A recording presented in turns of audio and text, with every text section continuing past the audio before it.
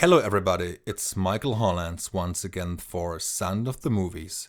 Today I have the pleasure to be joined by the great Nick Glennie-Smith. Throughout his career, Nick has shown his talent and versatility both as a composer and conductor. He is the man behind the scores of films such as The Rock, The Man in the Iron Mask, Fire Down Below, Ella Enchanted, The Secret Adventures of Jules Verne, We Were Soldiers, Attila, Laura Starr, Secretariat, Heaven is for Real, and many more. In addition to his scoring credits, Nick has conducted the music for many high-profile films including Con Air, King Arthur, Da Vinci Code, Angels and Demons, Transformers, Lone Ranger, Aquaman, Bad Boys for Life, and many more. It is my pleasure to welcome Nick Glennie-Smith. Hi, Michael.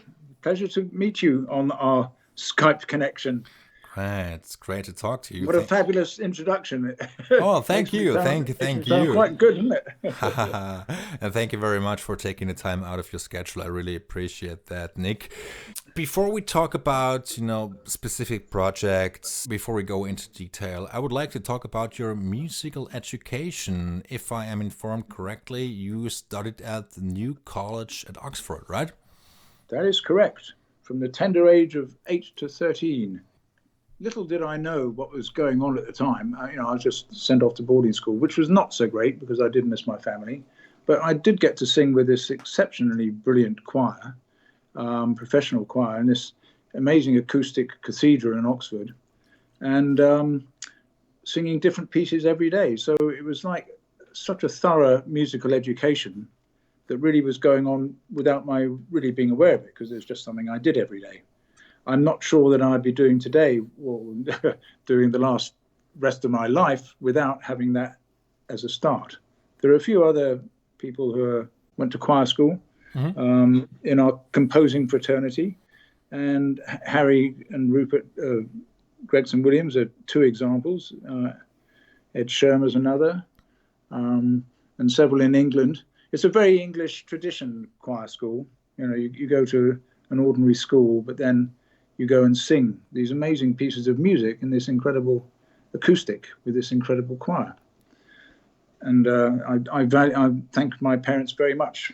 I was such a naughty boy at home that they decided that I had to go away somewhere, and they decided the choir school was the place to go, and I'm very indebted to them. And then later on in your career, when you finished school, you also started to write jingles, right? Yeah, that was a long time. Even at New College, on the cricket pitch, I'd always have a tune in my head, but I never really I was playing piano, I was playing violin, and then I went to music college and studied organ, and left. I got too busy doing other things. So my last report at music college says we have not seen him this term, because I was just busy doing other things. I was roadieing for a band with some friends of mine. I was learning the art of recording from a world-class viola da gamba player who had a recording studio called Riverside Recordings in London. And I guess we're talking here about 1971, something like that.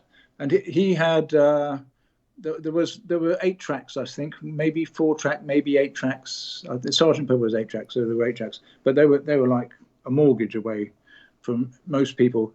And this guy, Adam, he was a viola da gamba professor at the Royal Academy of Music, Royal College of Music, in fact. And he had in his house a front room with a Bechstein piano and lots of cables going up from the fireplace and coming out in the chimney in the attic.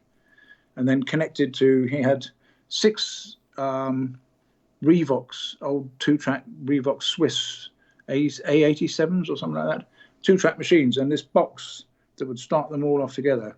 So, do you remember tape?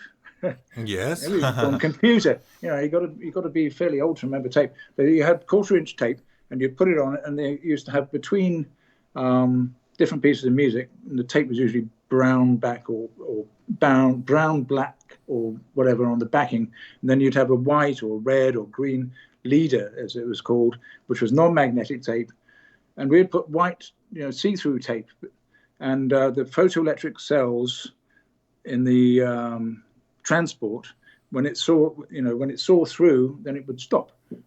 So we had them all wired up to this box, which you'd line up the edit from the leader to the beginning of the tape on the recorder head, and you'd press go, and they'd all go off. And the stability of the motors was such that you could do a 6-minute track with perfect sync. So basically, we had a 12-track studio made up of 2 6 tracks, sort of 6 2-tracks. So that was pretty crazy. And then after that, I nearly joined a band called Yes, who were looking for a keyboard player.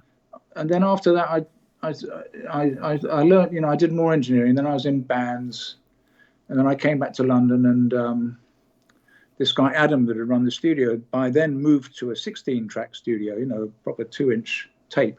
And he'd always said if I ever wanted a job back, to go and be in touch. And I'd just been up in the north of England in this band called Wally, and that sort of fizzled out.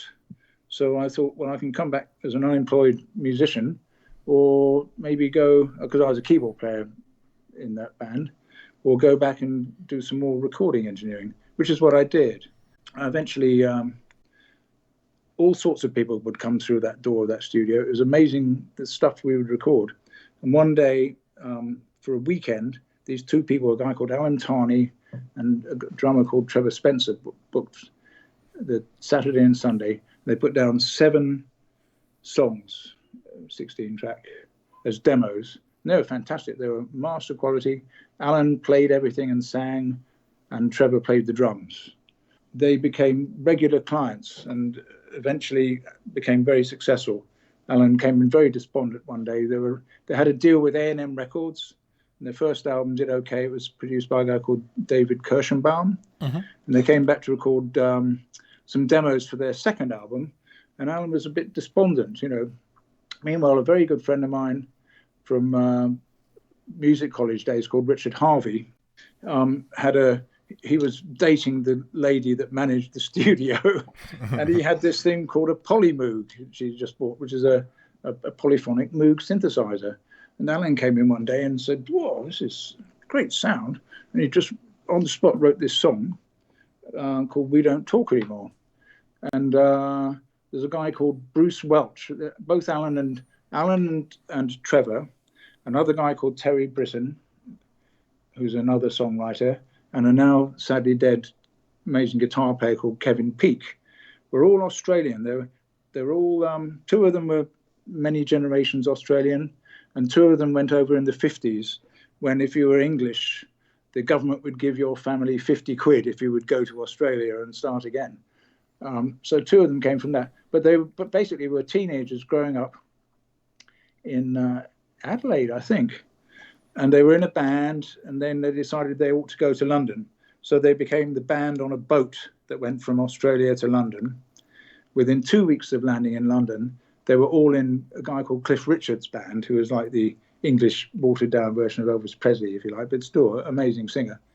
And then Alan and Terry especially started writing songs.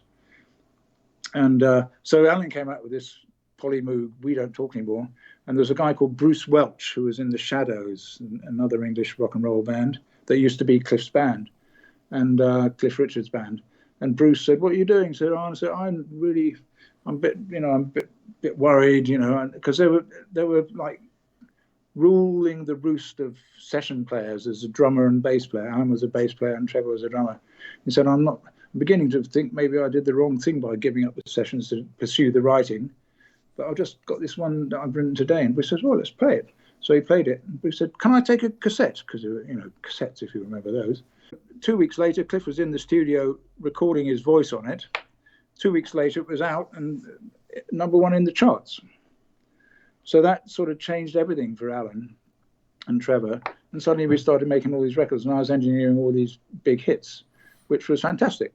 You did work with quite a few high-profile names. I mean, Cliff Richard, also I think Paul McCartney, Phil Collins, Tina Turner, also Nick Kershaw, right? Yeah, that's as a player, with just as engineering. I mean, it was great with Alan because sometimes because he played everything. I mean, he's a bass player, guitarist, but he played really good keyboards. But occasionally he would have an idea in his head and he'd say, "I can't play what I want to play." So I said, "Well, I'll play it," So I'd go and play the keyboard or the piano or whatever, and I'd teach him, that's the red one, and that's the one with the arrow means go. So you do this together, and it records. So he'd record me playing, and then we did some records with Leo Sayer, Barbara Dixon. We had loads of number ones. Terry Britton, who was also in this band of the 4 Australians that came over on the boat, had been, and in Cliff's band, he's a guitar player, and he'd written several hit records already by then called Devil Woman.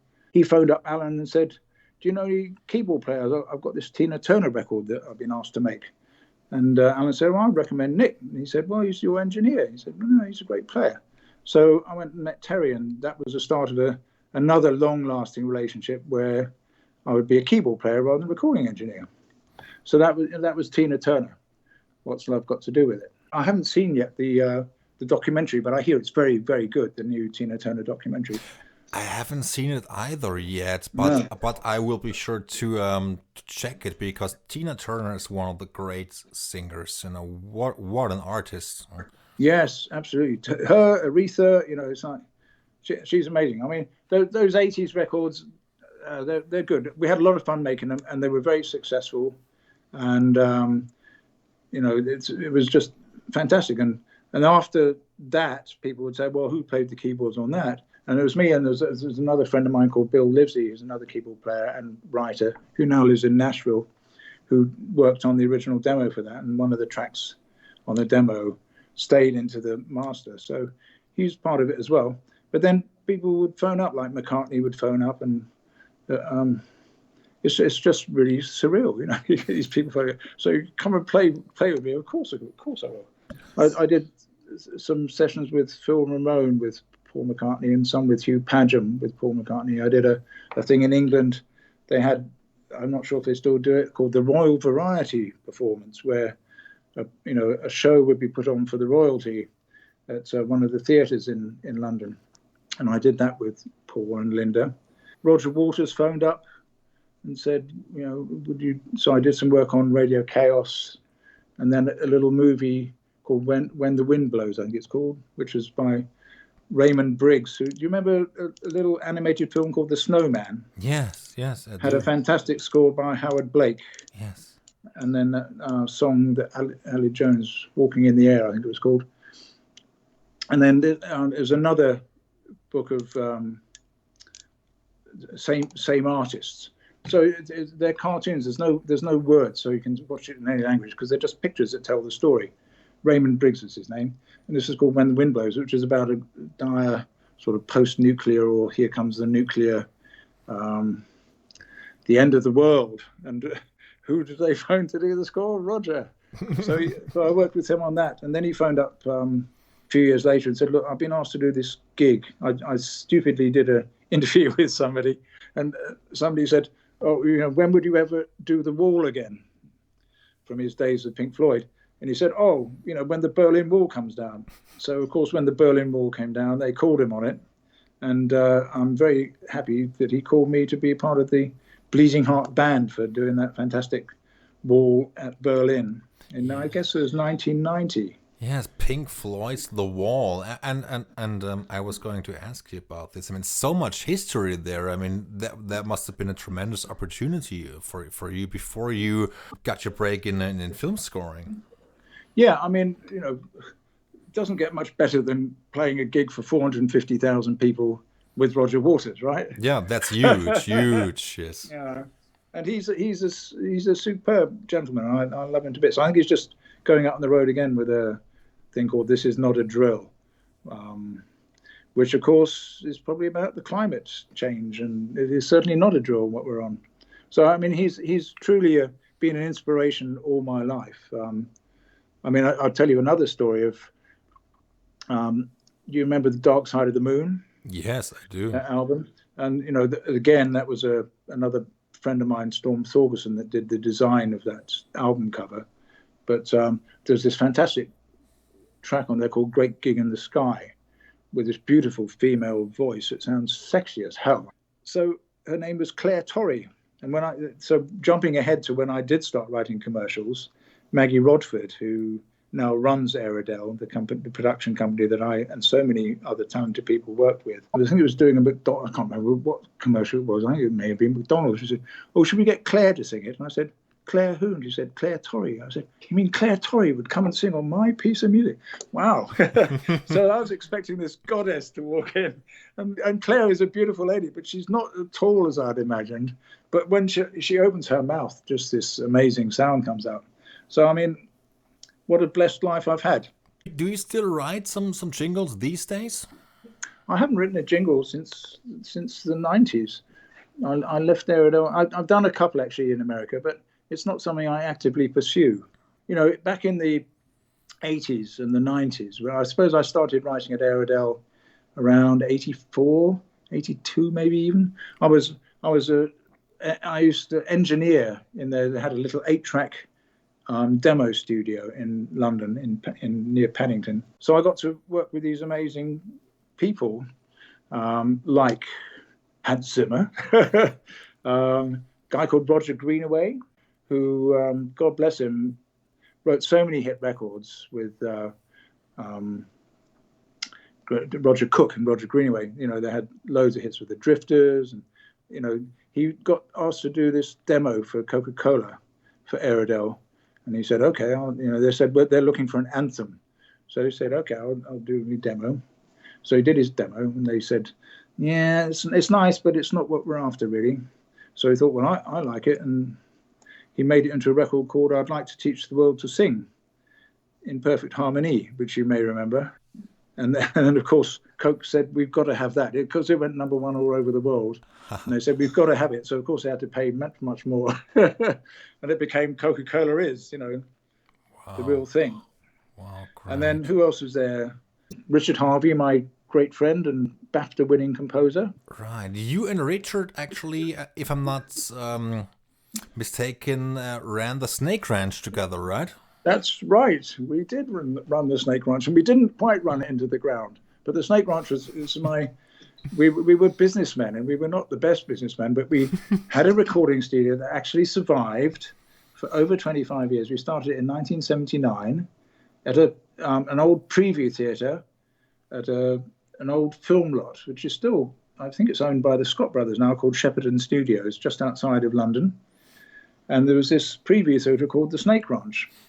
So we had an album to do, classical music synthesized, a bit like Switched On Bach, for Cato Records or whatever. Tony Pryor, a friend of ours, who used to manage The Who and now co-owns West One Music with Richard, a very good, successful library music company.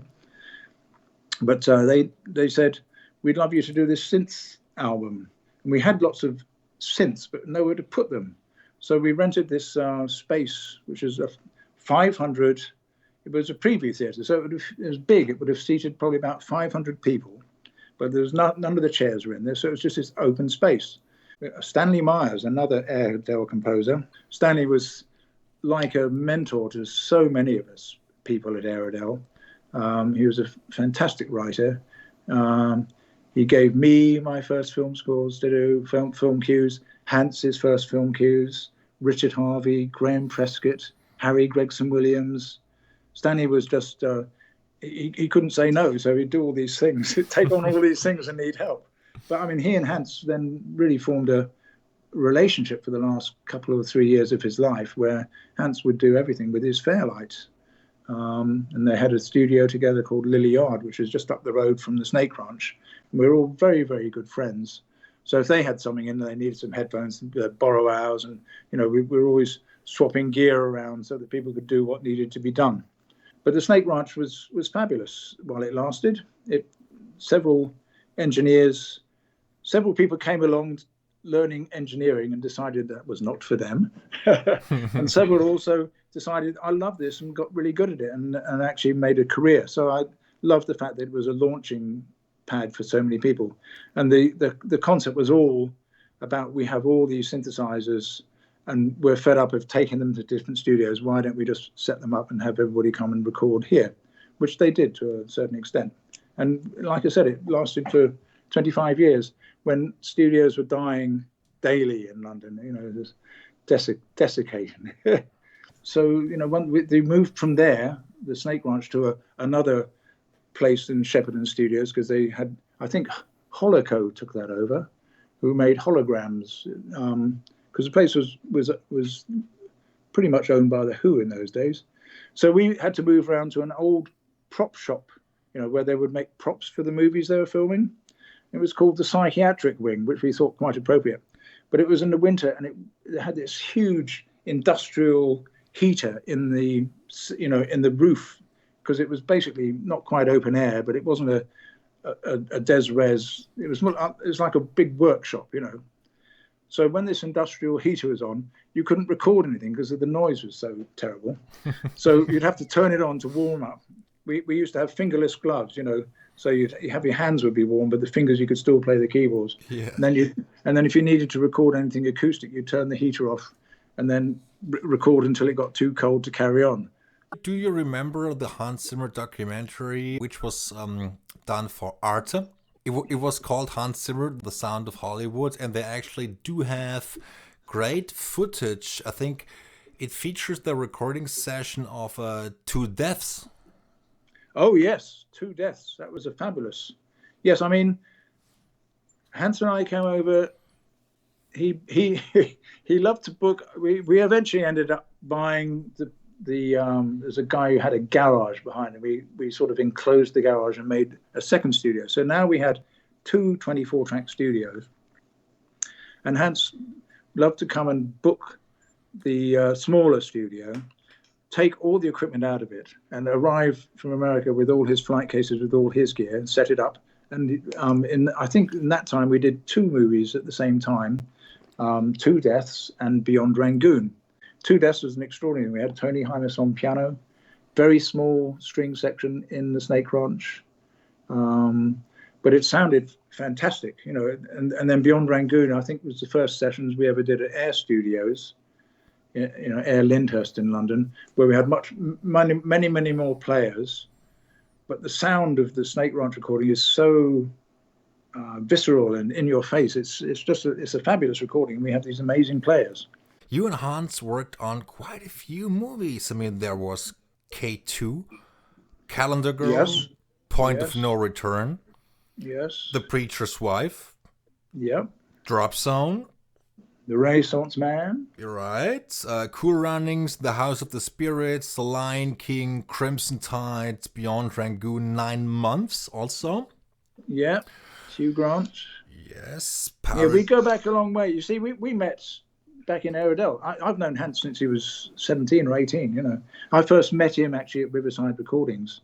He came where I used to record with Alan and Trevor. Yes. And he came in because he was looking for a space for a studio. And eventually he decided that wasn't the space. But when we first had our first iteration of the Snake Ranch in that big preview theatre, Hans and I and Richard were all very good chums by then. And he said, "You've got this huge space. Can I come and set up my synthesizer in the corner?" Because he had just bought the Tangerine Dream synthesizer, which was like this spacecraft that you went inside. And so he set that up, and Richard and I would work on the masterworks during the day. And then Hans would come in with his engineers, a chap called Steve Rance, and they would work through the night. So it was kind of good, kind of cool. Hans has almost always been a night owl. He's not quite so much now, but we've known each other a long, long time. When I first knew Hans, he had a Prophet 5 and a Roland microcomposer, which is a little box that you would tap in numbers. It had like a 10, on the right-hand side of your keyboard. Yes. Your computer keyboard, you have the 1, 2, 3, 4, 5, 6, 7, 8, 9, and a few other buttons. That's what it had, the 10 keypad. You put in the note number, the velocity, the duration, next. It was a labor of love, but he's always been great at programming. For Drop Zone, came straight after Beyond Rangoon. And in the time where we were recording Beyond Rangoon in Air, Hans booked some musicians to do his first sampling sessions. Yeah. And I was conducting them, which was quite meditative because you got, first of all, he went in there and said, the idea of this is not to replace you by ripping you off and then just using it. The idea of this is to make demos sound so good that people will employ you to make them sound even better with real people, which of course is what happens. Yes. But for all the players, they'd never done a sampling session. So it's kind of like really strange to be asked to play something precisely in unison. It was quite meditative, and we got some amazing sounds. And then we got back as a chap called Bob Daspit, that now works at a company called Spectrasonics, who back in those days used to work at Roland, the synthesizer makers in LA, with another composer called Jeff Roner, who developed products for Roland. He made an amazing electric piano for them. And Bob, anyway, the Roland had just come out with this sampler called the S760. So it was Bob's task to take all these sounds that we'd recorded with the players in London and input them to these 760. I think Hans had 26 of them he'd bought. Wow, crazy. So Drop Zone was the first movie we didn't have the time or the budget to use an orchestra, so we just used the samples. Drop Zone is one of my favorite 90s action scores from the old Media Ventures gang. I mean, you were also involved. Wasn't John Van Tongeren also in there? Yes, I was just going to say JBT was in on that as well, yeah. And those were good days. It's like beyond Drop Zone, I think it was while we were in London doing Two Deaths and Beyond Rangoon, Hans and Jay had taken on this place in Santa Monica, because the studio used to be in Century City. There's an old recording studio called Wilder Brothers, and the Wilder Brothers still owned it, and Hans, I think, moved in to do Rain Man, or very soon after that, for 2 weeks to do a project, and then it ended up spending about 4 years there, I think, until they moved to Santa Monica. And we did some great scores out of there, Calendar Girl, all that stuff, Cool Runnings. Yes. No, Cool Runnings was, 93? Yeah, no, I think up until Drop Zone was the first film that was done at Remote Control, or Media Ventures as it had moved. Yeah, 94, yes. Yeah, and the Wilder Brothers were these two guys, like from the Munsters, that would, in the weekends, they'd come in with their mates and make country and western records. It's fabulous. So there was all sorts of music going on. It was a very creative period. Great. And one of the cues which you wrote for Drop Zone was what's it called? A flashback and fries. Do you recall? Yeah. Flashback and fries. I think somebody gets electrocuted on some sort of high voltage wire. Yeah. The album actually does feature or contain quite a few funny track titles. Too many notes, not enough rests, or yeah. No, because we didn't have an orchestra, so we could write things that weren't really playable. Because as long as we could play them in and then edit them, that was okay. We weren't asking humans to play it, musicians, not humans, but musicians to play it on their instruments, because a lot of it was probably very difficult. One of my favorite Zimmer scores of the 90s, which hasn't been properly released, is Cool Runnings. I mean, man. Yeah. I loved Cool Runnings. Yeah. Didn't you do quite a bit of work on Cool Runnings, if I may ask? Yes, I did a lot of work on Cool Runnings. Again, set up. That may have been the one where Deutschmark appeared and set up a studio for me. And Hans was doing something else at the time. So I did most. He had a fantastic theme, and I did most of the arranging and writing to picture. And he'd come along and give his input and changes. That was, I think, John Turtletub, wasn't it? Not? Yes. His first film. And it was a $10 million film that went on to sell 100 million in tickets. And I love those sort of movies that are just, they're little gems. You worked with Hans for so many years, and then, subsequently you started to develop your own career. And I think To If by the Sea was your very first solo score, and then you scored The Rock, which was a major score for a major studio, Hollywood Pictures. And how did this opportunity come about back in 95, The Rock? Well, Hans was approached by Jerry, by which time Hans had done several of Jerry's films, and Hans again was busy. He said, well, I'd suggest you talk with Nick about it, which he did. And so we started off that path. We ended up actually doing co-credits. It was quite a monumental task, The Rock. Michael Bay's not first film. Second. Bad Boys. Yeah, I worked with Mark Mancino on Bad Boys. which was his first film. So yes, the second film, and it was demanding. It was a great movie, and it took a lot of crafting to get it right. And I'm glad we spent the time, because we did get it right. And I think it's quite a seminal score for many people. Yeah, I think it serves as an inspiration for several young composers thinking, gosh, that's not a bad way to go. I love the movie, I love the score, and I think I know pretty much every note and every frame of the movie by heart. So it's such a fantastic action movie, and the score is fantastic. And congratulations on that. And how would you, Nick, describe the style and the personality of Michael Bay and also Jerry Bruckheimer and their impact on the movie business, if I may ask? Well, Michael Bay's he's kind of a visionary. He again, I mean, it's strange how many composers come through commercials. It's like they give you a 30-second film to write music for. So once you get it all right with that, then they give you a 60-second one. And so many people cut their teeth doing commercials or TV. Even John Williams, came through commercials and TV, and then obviously to his stellar career, still ongoing as one of the greatest of all time film scorers. Hans and I came from commercials.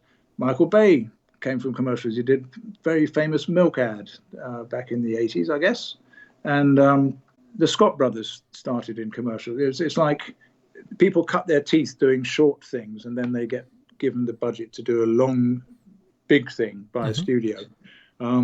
So Michael's always been a visionary, and I still come across him with Transformers, with Steve Jablonsky. He was difficult, but it's only because he knew what he wanted and he wouldn't settle for less. You know what I mean?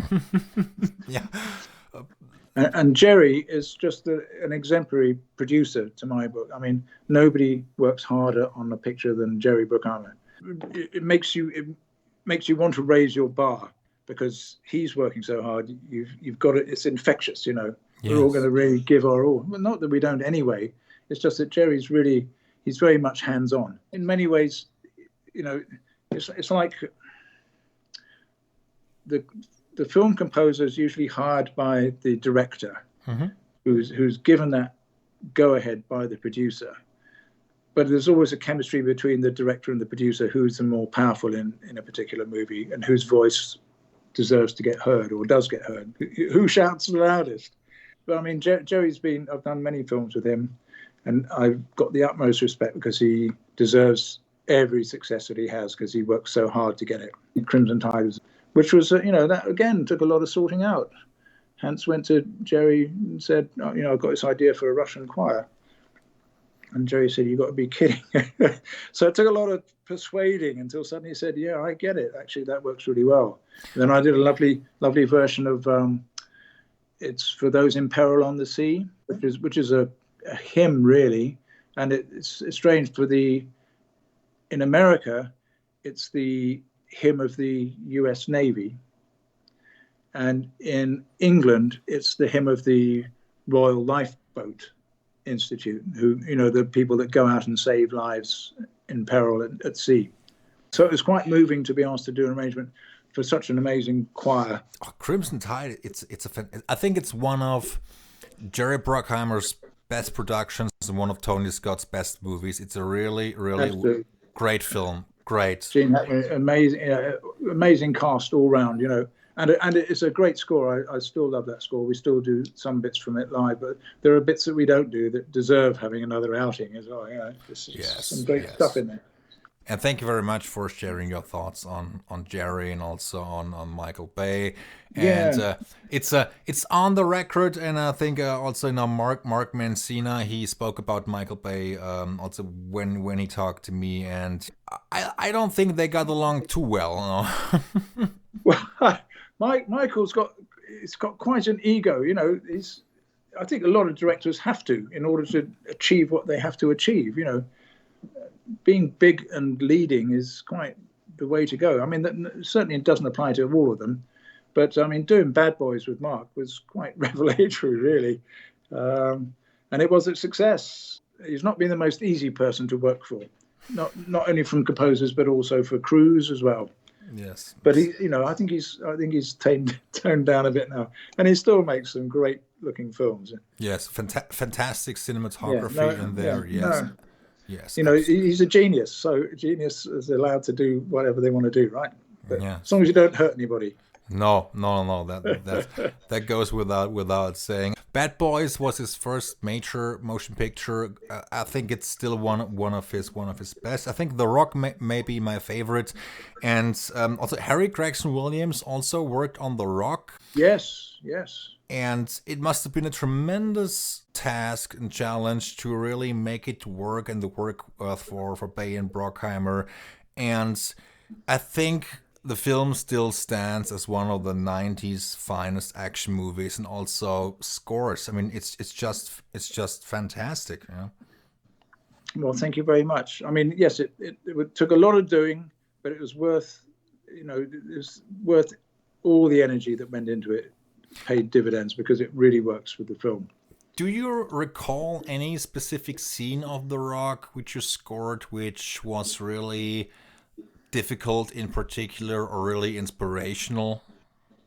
I think the shooting in the shower scene was, because I suddenly realized, hang on, we can take our main theme and do it really, really slow and in a completely different way. So it has the familiarity of the theme, but it has the gravitas and the weight of watching what's going on the screen, which is death, There are so many strong moments, and also when Ed Harris at the beginning is stealing the rockets and the action music and the whole arrangement, so that worked really well to picture. Yeah, yeah. Yes. I mean, I think people used to maybe cut less versions in those days, maybe. I'm not sure. I think even on The Rock, we had so many different versions that you had to reconform to. In fact, speaking of reconforming, Bad Boys, the original one, perfect example, where Michael would just be nipping and tucking, just trying to tighten the whole thing up to make it flow better. And we came to like this last action scene with the plane.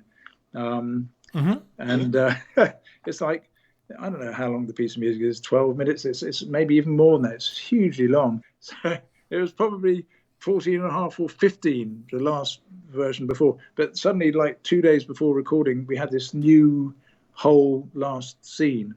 And I started looking at it saying, God, they've just changed it. It wasn't conceptually changed. It was just nothing hit anymore. So I suddenly had an inspirational idea. I said, let's get it in sync at the beginning of the cue.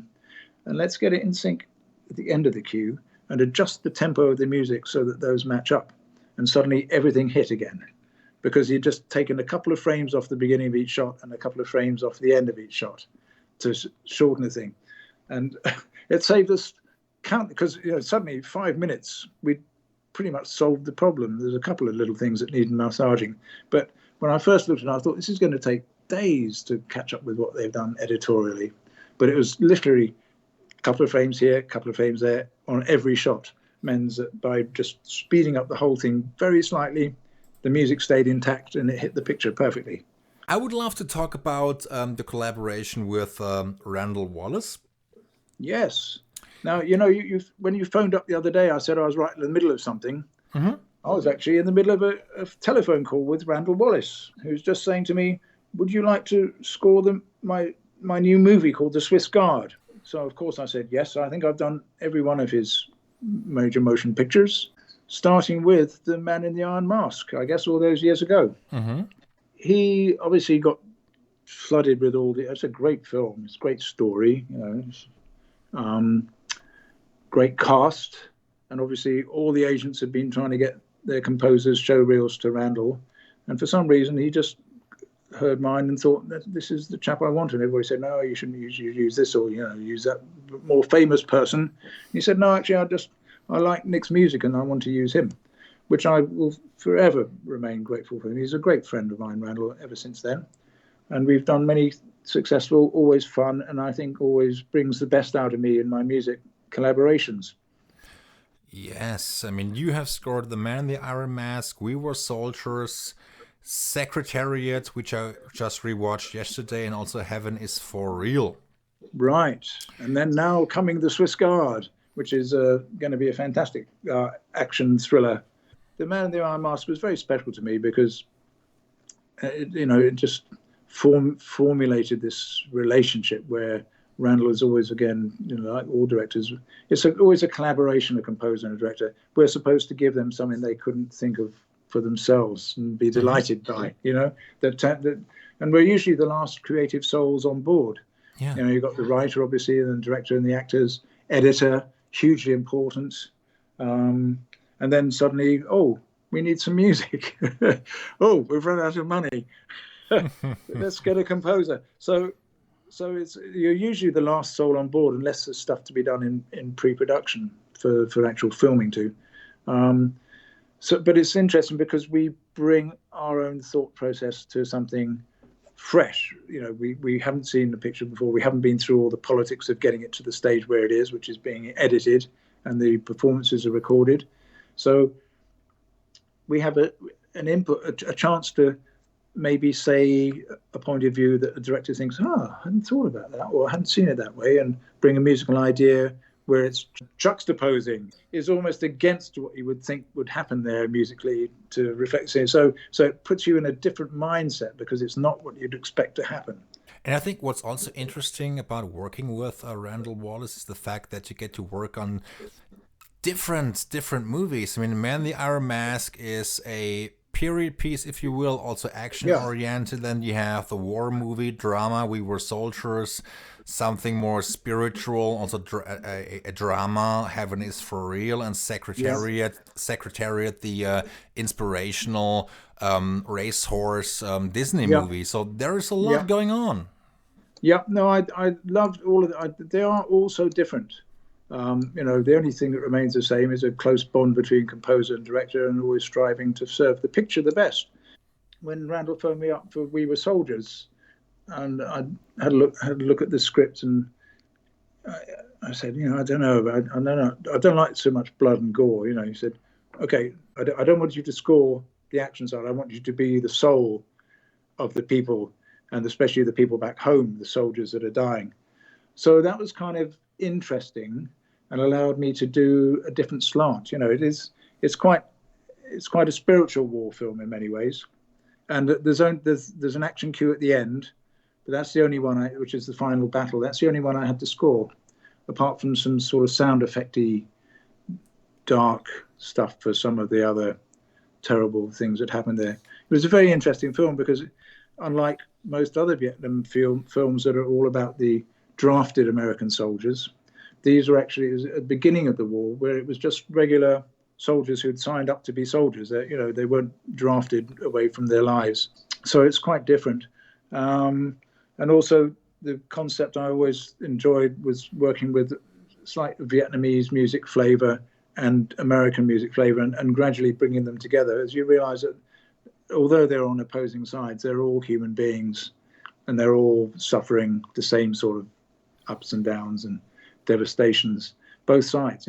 My two favorite cues in there were the flight over to Vietnam, the flying high cue, and also Look Around You. The scene, I think it's an 8 or 9 minute piece of music when they speech. Yes, and then speech, yes, and then they meet up in the morning to catch the bus, and then they fly go to Vietnam, and that cue had a tremendous build up in there. That was one of the best of the whole score. Thank you. Yeah, I mean it was you got this. It starts off very small with Mel saying good night to his children, and then taking off, and then eventually we get into the thick of it. So it's a big transition cue. Yes. It is. Leaving behind the family and getting to where he's going to get his boots dirty. Yeah. Yes. I mean, one of my favorite things about that film was on the end credits, where the final shot of that is the wall in Washington with all the names of the people, American soldiers that lost their lives. I don't know if they have an equivalent thing in Vietnam. I'd love to go and find out one day. And Randall said, I'd love to have a hymn or something there. So I wrote a tune, and he wrote the words. It's called Mansions of the Lord. Mm-hmm. And we recorded it with a choir in London. And while we were recording in London, I said, it shouldn't be English people singing about this hymn. We should be going So I said, why don't we get in touch with West Point, which is the Army Cadet School where all of these people had trained, and see, because they've got a fantastic choir. So we were able to take some mobile stuff up there and get the West Point choir, Army Cadet Choir, sing alongside the English people on Mansion to the Lord. And that made it special to me, because it really was, I think it made it special to them as well. It's kind of like, it's almost becoming the Army hymn. It's played on every Memorial Day. It's got a life of its own.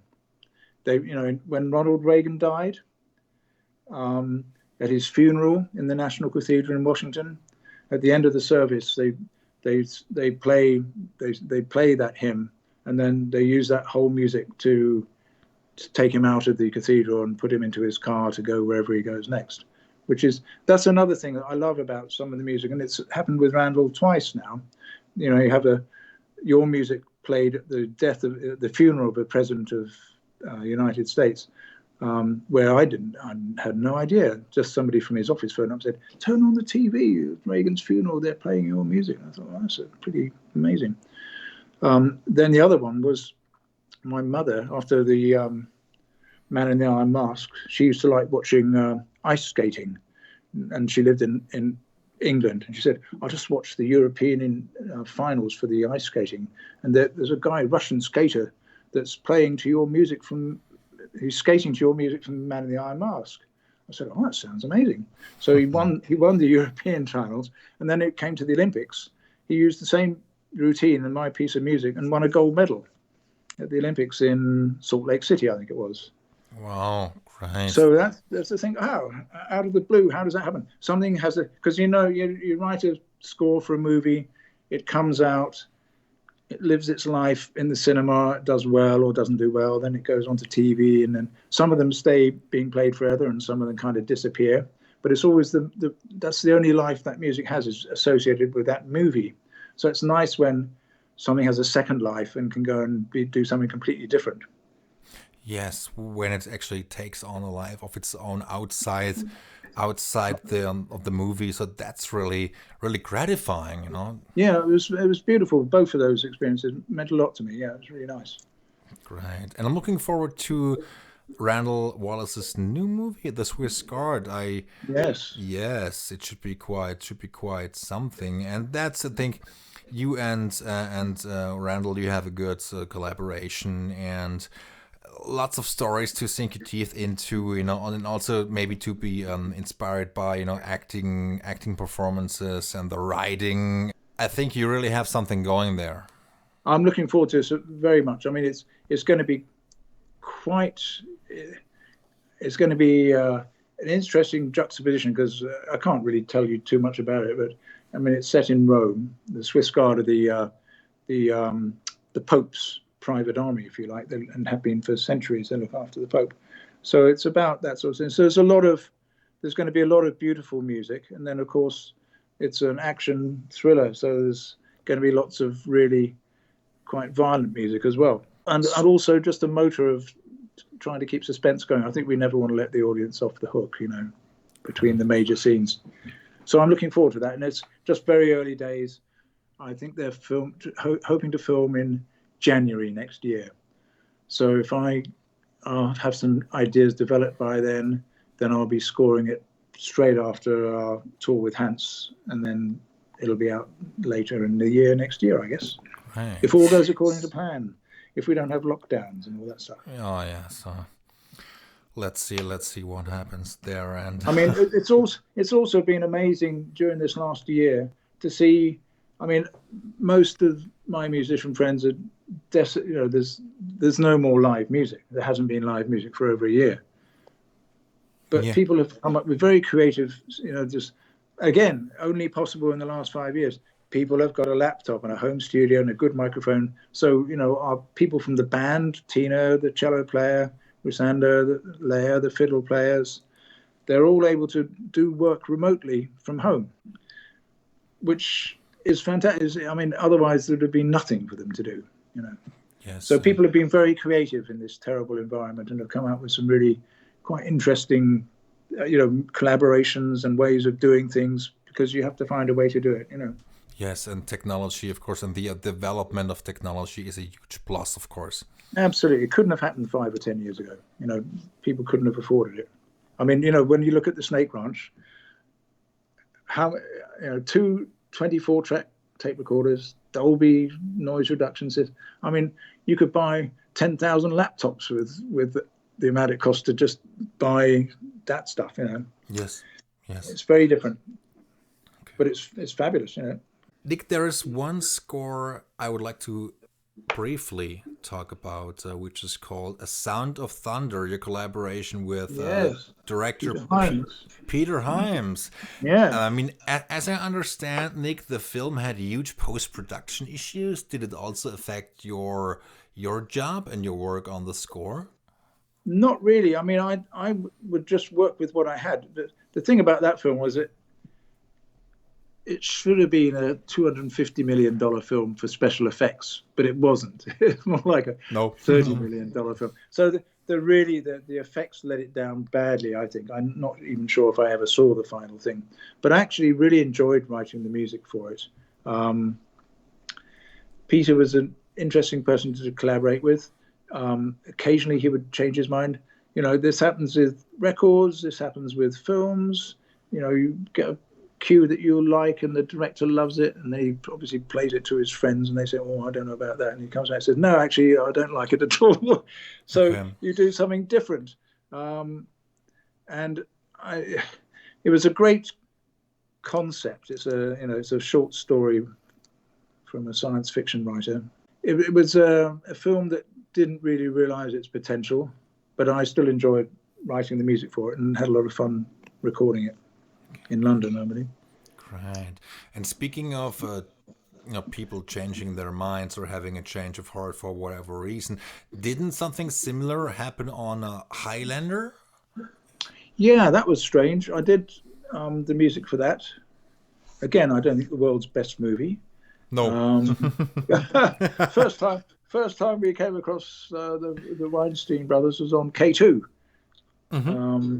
where they were a fantastic company at taking mostly European films and marketing them in America. And they had huge success with doing that. Not so much, I think, in making films of their own from scratch. K2 was an interesting film because they'd already done a dub and had finished it. I think they originally got David Gilmour from Pink Floyd to do a version. And then they thought that didn't work, so they came to Hans and we did one. And then I think they went somewhere else as well and did a third one. So I'm not quite sure whose score got on which dubs, That's interesting because K2 does have two different scores, one for the European market and one for the American market. And I think the person who scored it for the US is called Chaz Jankel or something. Yeah, that's right. Chaz Jankel. He used to play with the Enduri and the Blockheads. Chaz Jankel's a very talented keyboard player. He was another person that back before, the very early samplers, there was a thing called a Fairlight, CMI, computer musical instrument. And they were very expensive, but the Fairlight was made in Australia. And Hans got one. Stanley bought Hans one, and they did all their pictures, because up until then, Hans hadn't really had, these were brand new samplers. And he thought, this is game-changing. And another person that got in was Chaz Jankel, who got a Fairlight, and he just spent his entire life learning this machine and making his music with it. I haven't heard Chaz's score for that, but he's an old mate. I had a Fairlight for a brief period of time doing a record with two friends of mine for A&M Records called a band called Gentlemen Without Weapons, where we did an album, I think it came out in 86, 85, 86, where we decided, it was me as a musician, a friend of mine who's a legendary record producer called Vic Coppersmith Heaven, who produced The Jam and bands like that, and a songwriter friend of ours called Kenny Young, who sadly passed away last year, who was one of the writers on Under the Boardwalk and wrote I Know Corrida with Chaz Jankel, the Quincy Jones record. Many associations there. But we decided, this is when the Fairlight came out, or we thought for the first time we could actually do an album not using any musical instruments, just using natural sounds. So we did, and we'd, rather than going to a music store and buying a new synth or guitar, we'd go with a microphone to a wildlife park and record elephants and tigers and things like that, and then put them into the Fairlight and manipulate the sounds to make music, which was quite an interesting project.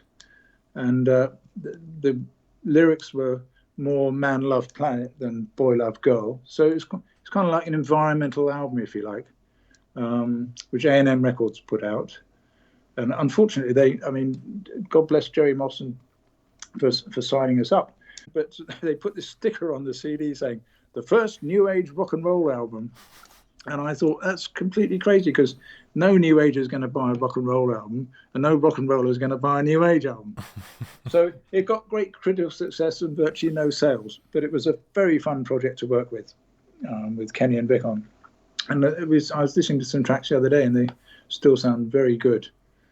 There are, two scores which I need to mention. Jules Verne and also Attila. Two TV series. I would like to talk just briefly about the process of writing for a TV miniseries and writing at least 2 or 3 hours worth of music. What can you tell me about these projects, and what do you remember about the creative journey?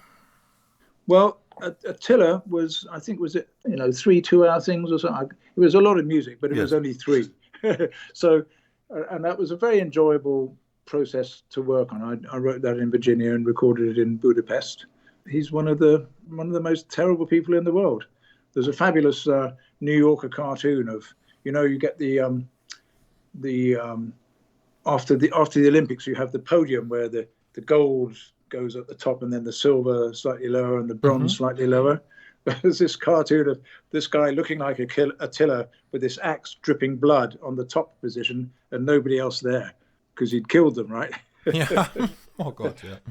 So it was interesting, and TV doesn't have much of a budget, so it all had to be done fairly quickly. And I think I did a reasonable job of it. We'll see. Jules Verne, on the other hand, was interminable. It was like 26 episodes or something like that, which meant that for 26 weeks you had to write up to an hour's worth of new music. Obviously, you could draw from some main themes for each episode, but each episode introduced new characters who, of course, needed their own theme and treatment or whatever. So it was actually it was like a long-distance race. It really was quite fatiguing taking on something like that. And I unlike many other composers, I tend to just do everything myself rather than have a team of people that I can delegate to, which is probably very silly, really, but gets me into lots of trouble. But that was long. That was a long, hard summer. But again, interesting because some of I think it was one of the first things they shot on digital film. So it's quite interesting from a technology point of view. It was shot up in Montreal, I think. And I went up for the first recording sessions. I think I said, it was TV, so there was no budget, but I said, I've got to have some real musicians on it. So I think we agreed I'd have up to 7 instruments on each session, and maybe a separate, an 8th one for special things that might go with the character for a different sound. So I went up for the first couple of episodes and the main titles and closing titles, and worked with these people that I'd been put in touch with, which was fantastic. And after a while, I was just able to send all the parts off and leave it in the hands of somebody to record up there. Schedules can be crazy, needless to say. I mean, it's even worse with TV, which I think also Ramin can attest to when it comes to, scoring Game of Thrones. It can be quite a daunting task, I reckon. I'm sure it is. I mean, there's no two ways about it. TV is a very condensed schedule. You really have to have a very direct. There's no time to mess around. Let's put it like that. You have to hit the nail on the head from the get-go. What's your take on animation? You did Laura Starr and also the little polar bear, also with Hans. Lovely scores, and I especially love Laura Starr. The cue, which is called the finale, with the I think the best arrangement of the main theme. It was great. Well, I loved doing that score. It was a charming little film and a beautiful, charming story and beautifully animated. And that was, I got Henning to help me with that picture, who I think got Lorne Balfe to help him. Yes. So goes, I mean, it's all, I mean, comes back to Hans again. I've obviously known Hans longer than everybody else that's been involved with him, but he's mentored and given opportunities and taught the craft of film scoring to so many people. It's an incredible gift that he's given to so many people. I'm just one of the happy recipients, but goes on, doesn't ever stop. And then The Little Polar Bear was just, again, it's a charming little film. I think we may have won Best Animation award somewhere in Germany for that. Lovely, lovely movie. And also a very good score. And I think the collaboration between you and Hans it's a very good one. I mean, you've worked on great pictures and you've written great music, and and we're still great friends. Yeah. And also, Little Polar Bear, there's some beautiful woodwinds on there, which are all Richard Harvey again. Yes, right. As were the original Lion King, and our collaborations is from those early Air Edel days. You've come full circle here. Yeah. And I think these films, animation in particular, also family-oriented pictures, they offer a great musical canvas. Well, they need music. I mean, if you look at an animation film, there's hardly any time where there isn't some sort of music going on, because they need that extra dimension that is not there because it's a real live situation. A good film, a really well-made film, live action film, with a great story and great performances, doesn't actually need a lot of music. You know what I mean? A perfect example of that is it's Tom Hanks' film where he's on a desert island for all that time. Castaway, yes. I mean, brilliant. There's no music. There's music up front and through the plane crash. There's no music until finally he breaks through the waves and escaping from the island. And that, because it's waited so long for the music, it makes such an impact when it does come in. Animation in general needs music all the time, but it gives you a fantastic dimension and palette to work with, because you can color it and you can bring emotions to it that don't really come off the screen. And then, of course, the Lion King, the remake last year or 2 years ago, which was very interesting because, so much of it was so different. It looked so amazing. The original score obviously was magic, and it's got all the great Elton John and Tim Rice songs. And an Oscar-winning score from Hans, which we did for next to nothing. It was nobody expected The Lion King to be what it was. Probably my favorite Disney animation movie, The Right. Lion King, fantastic. And you also arranged some score cues for Hans. Yes. Yeah. And then redoing the second one, Dave Fleming did a lot of work. Stephen Zora did some work. I did a little bit of work. And I think the music is actually just as good, if not better, than the original. And some of the arrangements of the songs are better than the original. Mm-hmm. But it still stays very true to the original. So I don't think we did fuck it up through improvement. I just think we brought it into the present day from the days when it was recorded. Okay. But, and obviously having Lebo involved was amazing. And Mark again. Yeah, Mark again. Yeah, absolutely. He did most of the arrangements of the original movie songs, back in the days, because they had to be done before they could animate, and then the score came like later on. Hans also, for this second one, he said, I don't want to just have the white LA session players, because it's a film set in Africa, right? Mm-hmm. And I think we also managed to incorporate some elements, because after the original film came the Broadway show, which I helped Mark put together. We did a reading for Disney people with actors and the way we saw it going, so they could greenlight doing the Broadway show, which of course has been a phenomenal success. Yes. And we wanted to incorporate some elements of that into the new movie, because it's much more African influence than the original movie. Yes. And Hans said, I don't want it just to be the white LA guys playing in the orchestra. So we flew in amazing African-American players from all over the country. Good old Disney. There was no budget on the first one. The first version of The Lion King, there was a music exec called Andy Hill, who's a lovely man. And I remember having to phone him up and saying, Andy, we need one more trumpet. We need a third trumpet player for one session. And he said, Nick, we keep going to the well, and the well is getting dry. Oh, God. I'll see what I can do. And they actually came up with the money for the one trumpet player.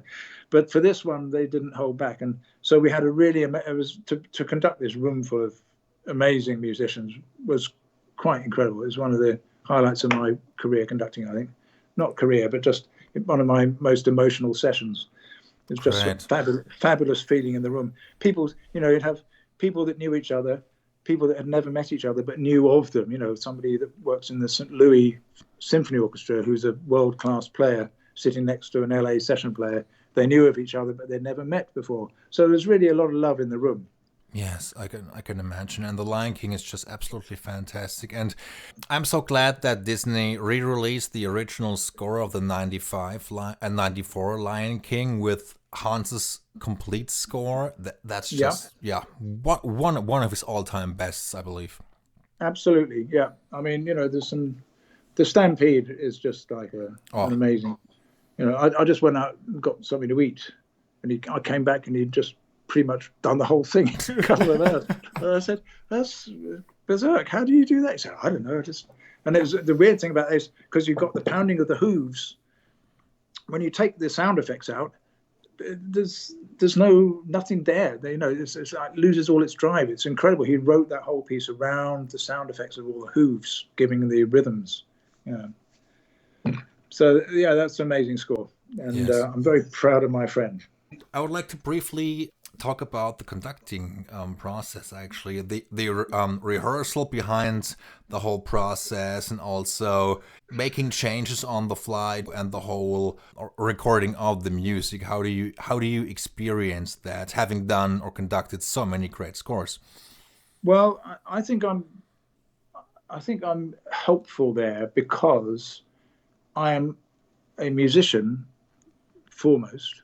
So I'm one of the people that are on the floor playing, and I'm also a composer of films. So I'm kind of like the other side of the glass with the composer, the director, and the producers. I know what everybody's talking about. So I'm an ideal conduit, if you like, for information to pass through to enhance performances. Because most stuff these days, the people I usually work with, it's all very synchronized to picture. It's all completely approved by the director before we ever get to musicians. I mean, back in the old days, there were so many rewriting cues through the night because the director didn't like it. Stanley Myers, for example, would go do a movie. He would have a piano at his home. He'd have a video player, his old VHS players, and a TV and a remote to start and stop it, a metronome. And the director would come round to his apartment and he'd say, well, this cue is going to go like this. You get the remote going, the picture would start off, he'd play the piano, or he'd say, this would be a bit of rhythm here, and then we'll have something, the French horn playing the tune or an oboe or something. And the director thought, oh, yeah, that's very nice. And then suddenly, the next thing he does is he's going to a recording session for this movie, and there's 70 people playing a full string section. The French horns are playing the tune, and not always was that a good transference to the director, because the first time he's hearing it come to life, sometimes they thought, oh, that's not quite what I was seeing at all, or hearing in my head. So many, many times there would be rewrites overnight, so you could have it ready for the orchestra the next day. And I'm sure it always improved the film. Well, hopefully it did. But Hans was very clever in that because he did everything himself. He'd make his demos on his Fairlight. He'd get everybody totally on board. I mean, it got to a stage where Jerry Bruckheimer doesn't bother coming to sessions because he knows it's not going to sound as good as it did in Hans's studio. That's his. We know it sounds better because it's actually got real musicians playing it. But for him, it's finished when he sees it and signs off on it in Hans's writing room. Most of the people I work with, it's very synchronized. It's all approved by the director.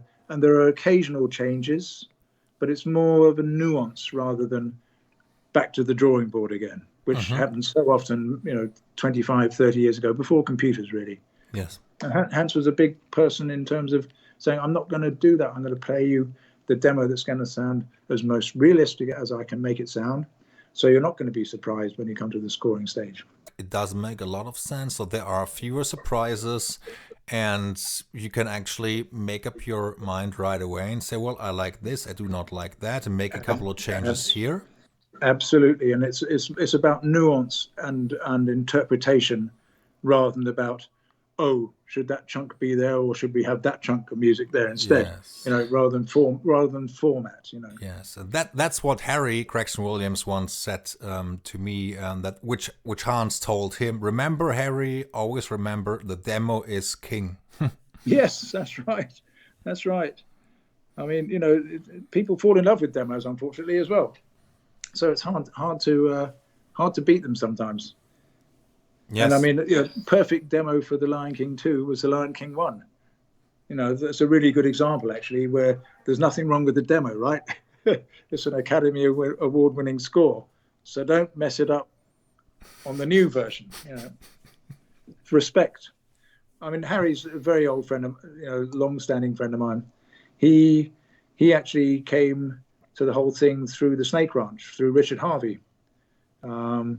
Richard Harvey was commissioned by Harry's dad, who's Richard Gregson-Williams, who was a promoter of festivals in cathedral towns in the south of England, Chichester, and I can't remember where else he was. Winchester, he did one. And he commissioned Richard to write some music. And a chap called Ralph Steadman, who's cartoon's the wrong word, but he's an illustrator and very famous for that. And he wrote a libretto. It's called The Plague and the Moonflower. And it was a very well-received piece. Went on to record it and make a video of it. And then as Harry's dad was dying, Richard was dying, Richard Harvey went to say kind of goodbye to him. And Richard Gregson-Williams said to Richard Harvey, Richard, could you take Harry under your wing?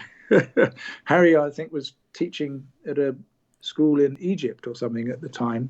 And he came back home and he started working with Richard Harvey and learnt a lot from him and started working at the Snake Ranch, producing records and things like that. And then Hans would come along, and especially when we were doing Two Deaths and Beyond Rangoon, yes. Harry would just sit up all night with Hans, just soaking it all in.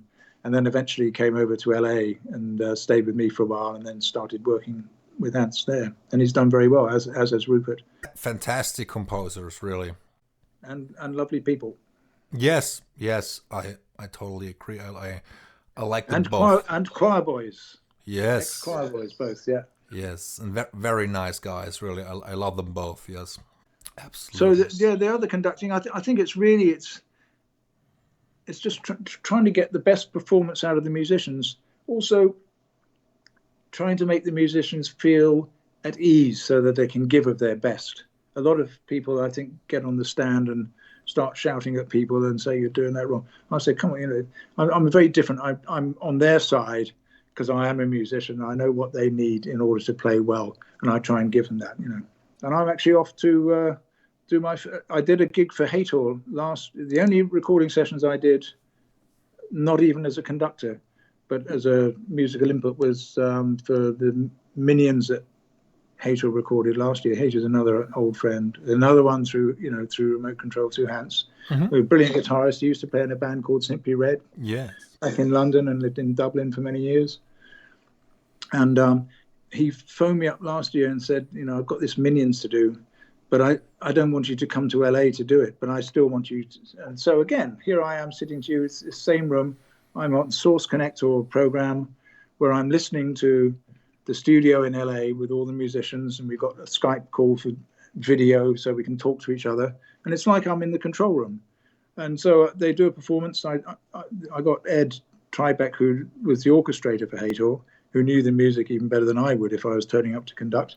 I said, let Ed conduct and I'll just be there. So I was very able to give good musical input and direction from Charlottesville, Virginia to Los Angeles in real time. And Hator phoned me up recently and said, I've got another film to do, and I'm recording in Nashville this time. Could you do the same thing, sort of be my ears in Charlottesville, and we'll listen in on the session? I said, well, I'm vaccinated. I can do better than that. I'll drive down to Nashville. So I'm going to drive down to Nashville on Sunday and record with some Nashville musicians Monday through Friday, which I'm really looking forward to. And the Minions film last summer was painstaking because they had a huge studio, but everybody had to obviously be sitting far apart. So we could only do the woodwinds for one session, and then the strings, and then the brass, and then the percussion, all separate. Whereas, back in the day, we did a lot of things separate, but now we tend to like to record everything as much together as possible to get a fantastic performance. And strangely enough, because people like to do, they call it striping, where you just record the elements on their own. And you mentioned a film called The Lone Ranger when you were starting off, which uses the William Tell Overture, which is a 2-minute piece, right? If you listen to the CD's overture, it's 2 minutes long. And here we are. It's Gore who wants an 11-minute action cue out of a 2-minute piece of music. And dear Jeff Zanelli got the task of doing that, who's another friend and another great composer, and another Hans connection. And I first met Jeff when he was assisting John Powell, when John and Gavin Greenway came to LA first. So we ended up recording Rossini's overture, 11 minutes of it. And it's full on for the horns, for the singing, dung, digga, dung, digga. It's like, it doesn't stop. And we recorded it with everybody, the strings, the whole orchestra, the percussion, everything. And we recorded it many, many times. And then, of course, they said, now we have to do the stripes. So that means just the strings only, then the brass only, then the woodwinds only, then the percussion only. So they have, it's for a reason. And when you get to a dub stage, if something's fighting the sound effects, you want to be able to just move the level of a particular section, which you can't do in a whole performance. But you can if this guy says, I wish we had less drums, you take the percussion down and leave the rest where it is. So it helps the process on the dub stage where they mix the dialogue and the music and the sound effects together. When they got to the dub, I said, what did you use at the end, Gore? And he said, we used the version with everybody playing together. Because it sounded better, Yeah, I bet. Yeah, so that's how we try and do it these days. There's a famous thing, I think it's Armin Steiner, is one of the golden ears engineers of Hollywood. And one of Hans's early scores, he was in the control room, and he said to Armin, can you turn up the French horns in the control room? And Armin said, no, you asked them to play louder. And I thought, that is smart, If you want to hear it louder, get them to play louder. That's good. Yeah, so that Hans went then, he wanted to have, especially, so many of those scores have the French horns playing the tune, and he wanted to have them playing really loudly. But the trouble is, if you've got everybody in the same room, if they play really loudly, then they're going to all rush down the string players' microphones, and you won't be able to control it as well on the dub stage. So that's why he started doing things separately, so he could have them playing really loudly, but have it quite quiet in the mix, just a sonic thing. Nick, before we wrap up, I would like to hear your thoughts on the Hans Zimmer tour. You were also involved and you performed also live on stage. What are your feelings, regarding a live performance in front of a huge crowd, performing many beloved film scores, feeding off of the audience's energy and so on? What can you tell me about this experience? Well, what can I say? I think it's the best. I think we're the best band in the world. You look at all the players that Hans has pulled together, because he can phone people up and people who's playing he loves. Like Yolanda Charles, our bass player. Mm-hmm. He sees her on he looks a lot at YouTube and gets inspiration, and he can phone up Yolanda and he say, "My name's Hans. I love the way you play. Will you come and play in my band?" And she said, "Sure, I'd love to." And she just got an MBE or something like that. She's in the Queen's Honours List last year for her services to music, because she does a lot of work with underprivileged kids, and she's just a fantastic player.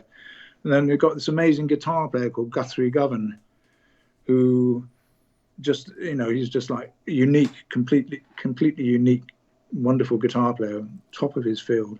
And Hans phoned him or left a message or something saying, "Would you play him?" And he thought it was spam. So he told him to go somewhere else. And the Hans said, "No, it really is me, and I really want you in my band." He said, "Oh, okay then."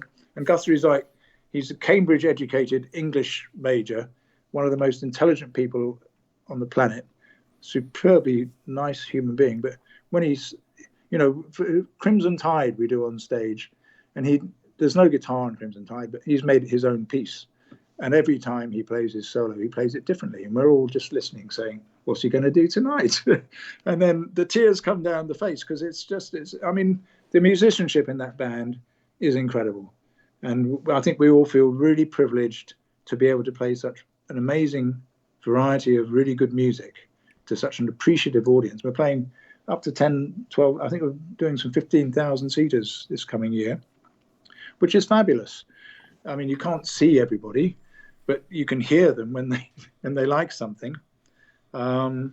And we put a lot of love on stage, and they can feel it, and we feel it coming back. It's a really special evening music, Hans also does the World of Hans Zimmer that Gavin, I was talking about earlier, Gavin Greenaway conducts. And Hans doesn't appear at those concerts mostly, and they are more orchestral, and a bigger orchestra and a smaller rhythm section. Ours is a huge rhythm section and a relatively small orchestra and choir. And Hans plays at every one of those, and he's a fantastic storyteller. So, writing the music for the films is about telling story for the picture, right? Introducing the piece of music, he's telling the story about the making of the film, the process involved with the director, So there's all these stories come out, which only he can tell, and he's such a great people person. So that, and he didn't do it for years, and he still gets incredible stage fright. He's terrified of going on stage every time. But as soon as he's on there, off we go. And it's every show has just been complete success. It's absolutely wonderful thing to be a part of. And then, Frankfurt, when you came to see the concert in the film stage, it wasn't actually Hans's birthday, but it was the German promoter Terry Semmel put on a birthday special for Hans.